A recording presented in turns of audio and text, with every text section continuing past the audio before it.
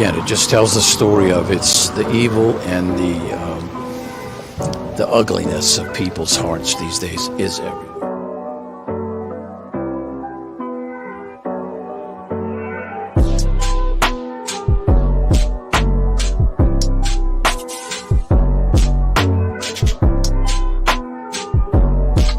This is Franky Rose's Think Tank. Here's your host, Franky Rose. Hey guys, welcome to the Think Tank. So we are going to get back into the Timothy Verrill Trial. So this is day 3, and we did take a slight break for an update regarding Riley Strain, who was sadly found deceased in the Cumberland River in Nashville. So with that said, let's take a look back. This is where we left off when we popped over there. So we will continue with this testimony. And with respect to coworkers, dealing drugs, right? Correct. Let's talk now about Dean Smarronk and Christine Sullivan. About when did you first meet them? About? I want to say it was probably late summer. Maybe, yeah, late summer. And when you say late summer, is this 2016 before the murders that we'll be talking about? Yes. In terms of how you came to know Dean Smarronk and Christine Sullivan, was that through the defendant, or had you known either Mr. Smarronk or Ms. Sullivan independently from the defendant? Through the defendant. So the defendant was living with them at the time, and the defendant introduced you to Mr. Smarronk and Ms. Sullivan? Yes. Yes? Yes. How was it that the defendant introduced you to Mr. Smarronk and Ms. Sullivan? In other words, was it a social setting? Was it related to drug dealing, if you remember? Yeah, it was in relation to the drug stuff. And how did you start helping the defendant, Dean Smarronk and Christine Sullivan, to sell drugs? What was your initial role in that operation? Was to collect money. And if you can explain that to the jurors, what do you mean by collect money? So if somebody owed money to them, they would ask me to go and get the money for them. And did you actually assist Dean Smarronk, the defendant, or Ms. Sullivan in helping to collect drug debts? Yes. And how many times did you do that? I don't remember. More than a few? What's more than a few? 10? No. Did you also eventually sell drugs as part of that operation? I did. And actually, let's actually go back to your role in debt collection, because we're dealing with an illegal business, right? Correct. So how would you collect the debt?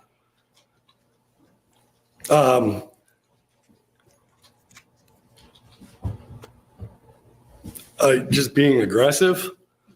And you're a pretty big guy, right? I am. And that's what you did as part of the drug roll? Yep. You eventually started selling drugs as well? I did. What was the dynamics or the hierarchy of that drug selling operation involving the defendant, Smarronk, and Ms. Sullivan, and you? What was the hierarchy for that? It would be like Dean, Christine, Tim, and then I would be underneath Tim. So in terms of who would get the drugs to sell, who would get the drugs? I don't understand the question. Yep. The drugs would come from somewhere. Who would get those drugs initially to disperse for sale? Dean and Christine. And the defendant, would he sell drugs for them? He would. And you would sell drugs both for them as well as for your friend, the defendant? Yep. I'm sorry, did I hear an answer? Yes. So next on the screen is State's Exhibit 32A. Do you recognize the location depicted in these various photographs, Mr. Caldwell? I do. And what is this? That's Dean and Christine's house. The roadway shown at the bottom two photos indicated by the red arrow. Yep. Is this a driveway that leads up to the residence? It is.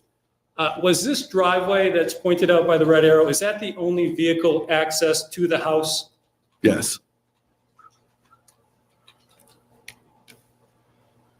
So when you reconnected with the defendant, he was living at this house with Dean Smoronk and Christine Sullivan?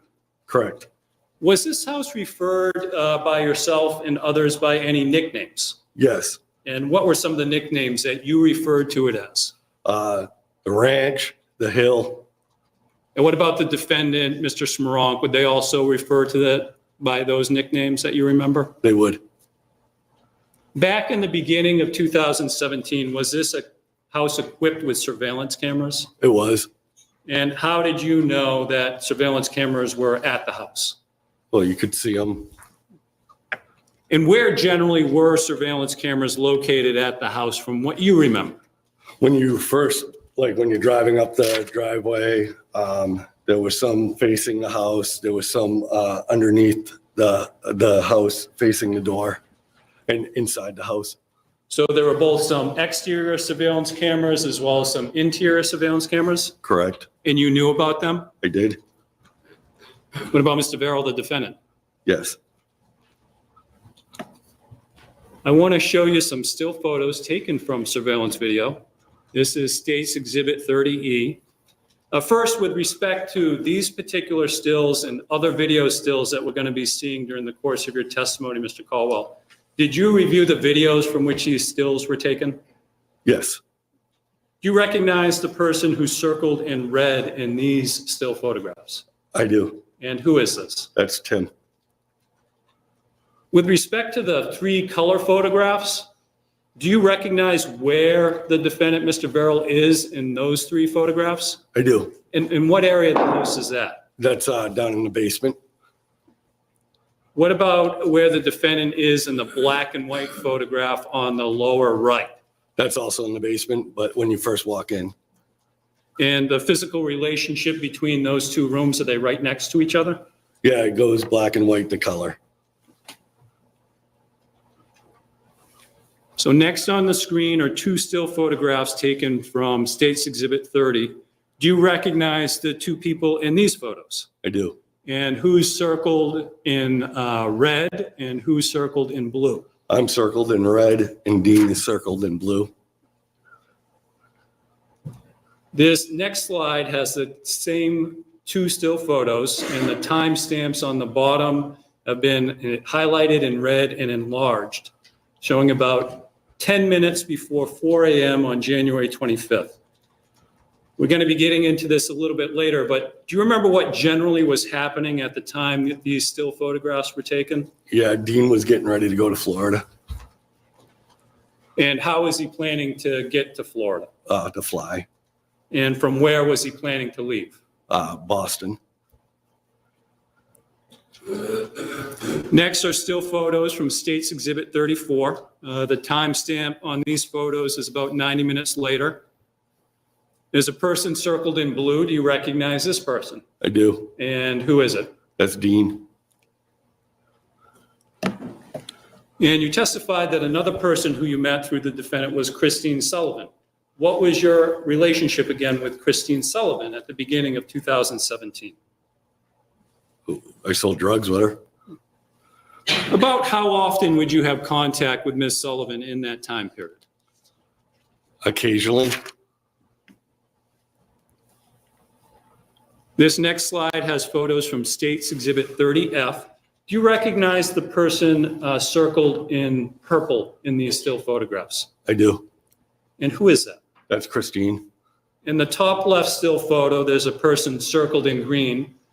Her back is to the camera, but you, again, saw the videos. We're going to go to that person in a moment. Looking at the car in this next slide, it State's Exhibit 36. Do you recognize whose car this is in the photographs? I do. And whose car is that? That's Christine's. What about where that car is parked, Mr. Caldwell? Is that a place where she would typically park her car at the residence? It is.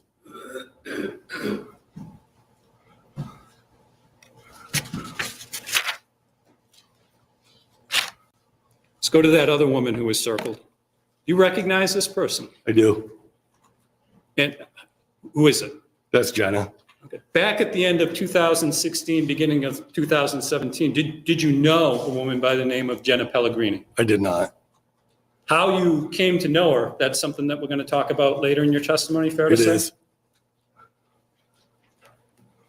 You spoke about this illegal drug dealing business that you were involved in with Dean Smarronk, the defendant, and Christine Sullivan.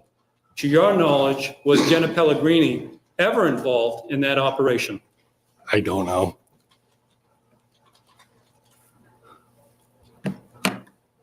When you met Dean Smarronk and Christine Sullivan through the defendant in 2016, what was the nature of their relationship, Mr. Smarronk and Ms. Sullivan? They were dating. And they were also living together at the Meterboro Road residence? They were. And to be clear, was anyone living with the defendant, Mr. Smarronk and Ms. Sullivan, when the three of them lived at the house? Not that I know of. And when they were living at the house, they were also selling drugs and using that house as a base of operations, fair to say? That is correct.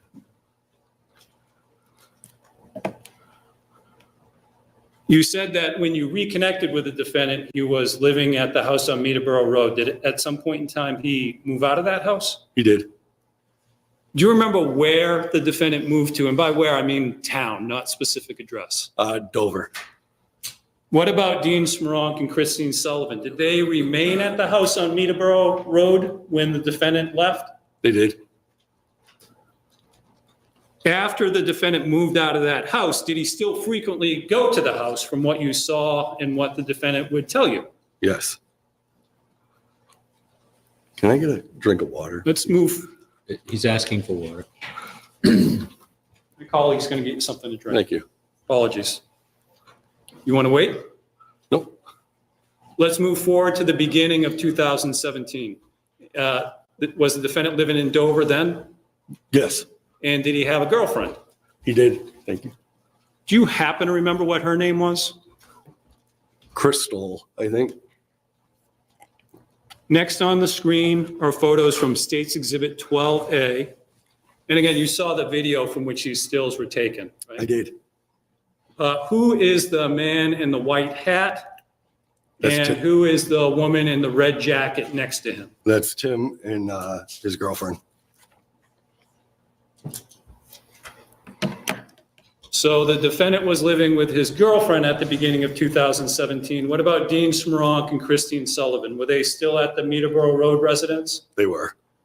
At the beginning of 2017, were Dean Smarronk and Ms. Sullivan also in their personal relationship as well, the romantic relationship? They were. And how would you describe that relationship? Volatile. And how so? Dean was a jerk. I would use stronger language if Yeah, you've actually used it before. How would you characterize how Dean Smarronk treated Christine I was Sullivan? a dick. Would he often talk negatively, disparagingly about Ms. Sullivan from what you heard? Yes. And would he talk negatively about her to both you and the defendant? Yes. What kind of negative things would he talk about to you and the defendant that you remember about Christine Sullivan? We just call her a bunch of heinous names. What was the nature of the relationship between those three? Mr. Smarronk, Ms. Sullivan, and the defendant, as well as yourself at this time, the beginning of 2017, pertaining to the drug selling operation. Were the four of you still selling drugs? We were. And was the hierarchy still that we talked about with Dean and Christine as the suppliers, the defendant selling both on his own and to you? Yes. While you were selling drugs at the beginning of 2017, did there come a point when you started taking over some of the defendant's buyers for him? I did. And how did that come about? Why did that happen? Just because he was becoming pretty unreliable. Who was becoming unreliable? Tim. And at this time, at the beginning of 2017, did you notice a change in the defendant's behavior? I did. And what did you see happening with respect to the defendant? What you both saw and what you experienced with him? He was just getting really paranoid, acting really off. And if you can explain that more for us. What do you mean by paranoid? What do you mean by off? Like, And actually, to put this in context, the defendant is still using drugs at this time, I take it? he is. Still heroin, cocaine, hallucinogenics, meth? So I don't know about heroin, Objection, but Your Honor. Yes. I think the question is too vague and he needs to specify how he knows that. And also a compound question asking about a variety. of You can lay a further foundation for how he would know. During this time, you would socialize with the defendant? I would. You would do friend things with him, right? Correct. Talked about you two would paint and do things like that. Yeah. Would you also use drugs with the defendant? We did. And what type of drugs would you see the defendant using in this period of time? Again, about the beginning of 2017. Cocaine, methamphetamine, DMT. I don't think I saw him use heroin in 2017. Thank you for clarifying that for me. So with respect to the defendant's paranoia, his odd behavior, explain that for us. What were you seeing in his behavior that He was was just- causing you concern? He was getting like he was forgetting things. He was getting super paranoid. He was getting pretty delusional. If you can give some examples, let's talk about the paranoia, for example. Did you ask for an example? Yes, with Okay. respect to paranoia. There was a time that I came to his house. We were talking, and there was it looked like an old timey camera, is what I recall. And I asked him about it, and then I don't know how long after, a couple days later, he asked me if I'd put cameras in his house to watch him. And was this something that he was relaying to you as some kind of joke based on his demeanor and how he was saying this? No. Did he sound serious? Yes, He thought you were spying on him? he did. The defendant's changed behavior, his paranoia, was that something that concerned you as his friend? Yes, Was the defendant's behavior something that you talked to him about it was. more than once? Yes. And what were some of the things that you talked to the defendant about his changed behavior? Just that I was concerned. I offered to bring him to a doctor to get it checked, What kind of doctor? like a psychiatrist or some sort of mental health doctor, though I wouldn't have used that verbiage back then. Did you also speak to other people about the change in behavior that you observed in the defendant that concerned you during this period? Yes. Who do you remember talking to that you remember? Dean, Christine. You had your girlfriend at this time, Cassie? Yes. You remember talking to her as well? Basically, Bleeding. all right, sustained.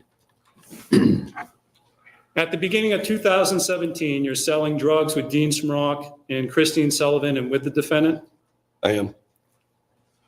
On occasion, did you discuss the drug dealing operation with any of them over a cell phone by way of text messages? I did. And when doing so, were code terms used for aspects of that drug dealing? They were. And if you could give some codes or some examples of codes that we'll probably see later in some text messages. Like snowplow accounts. I can't think of any. And in terms of snowplow accounts, what would they actually be referring to? Cocaine. You testified that as well as spending time with the defendant as friends, you contact him by cell phone. Did you also communicate with Dean Smronk and Christine Sullivan by cell phone? I did. More so one than the other? Yes. Who? Who would you contact more, Dean or Christine? Dean. Judge, I'm sorry, did you say 2:15 or 2:30?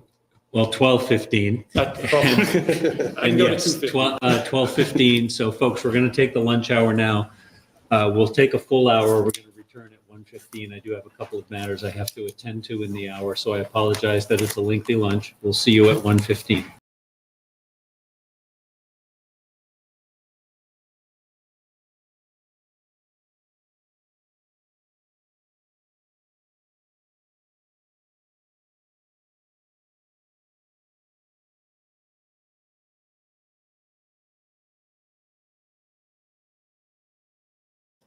Let me know what you guys think down below if you think that you would like to see more of this. With that, I appreciate you a ton. Thanks for being here, and I'll see you in the next one. Bye.